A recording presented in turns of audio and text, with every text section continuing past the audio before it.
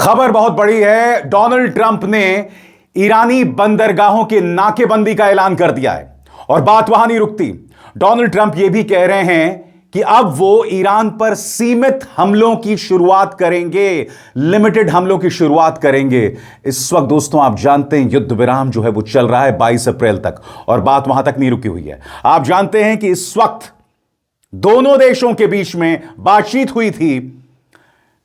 America के उपराष्ट्रपति JD वांस ने यह तक कहा था कि अब हमें इंतजार है ईरान हमारी पेशकश को लेकर क्या प्रतिक्रिया देगा, मगर उससे पहले डोनाल्ड ट्रंप यह ऐलान कर देते हैं कि ईरानी बंदरगाहों की नाकेबंदी होगी। ईरान ने पलटवार किया है। ईरान ने कहा है हमारे पास वो ताकत है स्ट्रेट ऑफ हॉर्मुज में जिसका अंदाजा अमेरिका को नहीं है। जी हां, सबसे बड़ी बात, आईआरजीसी ने सख्त लफ्जों में चेतावनी दी है कि अमेरिका कोई हिमाकत ना करे, क्योंकि उसे अंदाजा नहीं है कि इस इलाके में उसे किस कदर पटखनी का ऐलान करना पड़ेगा।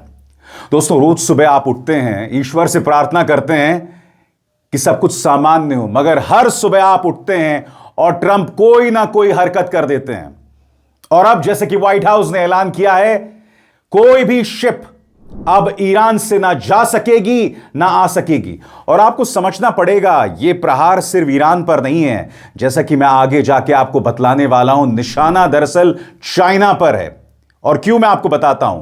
क्योंकि चाइना अपना अधिकतर तेल ईरान से लेता है। कहने को ईरान उसके मन में है, मगर निशाना चाइना पर है। और आपको समझना पड़ेगा डोनाल्ड ट्रंप क्यों बौखलाए हुए हैं।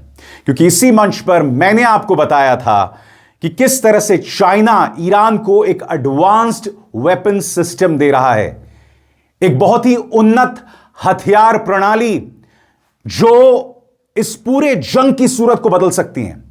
यानी कि अब अमेरिकी विमानों का ईरान के ऊपर से उड़ना नामुमकिन हो जाएगा, चाइना की इस हथियार प्रणाली की वजह से, इस हथियार सिस्टम की वजह से।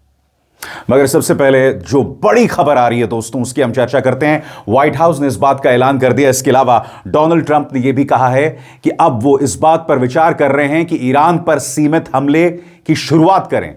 गौर फरमाएं अल जजीरा की इस ब्रेकिंग न्यूज पर। ब्रेकिंग, डोनाल्ड ट्रंप और उनके सलाहकार इस बात पर विचार कर रहे हैं कि ईरान पर फिर से सीमित सैन्य हमले शुरू किए जाएं, साथ ही स्ट्रेट ऑफ हॉर्मुज की अमेरिकी नाकेबंदी जारी रखी जाए ताकि शांति वार्ता में जो गतिरोध है उसे तोड़ा जा सके। ऐसा वॉल स्ट्रीट जर्नल की रिपोर्ट में कहा गया है।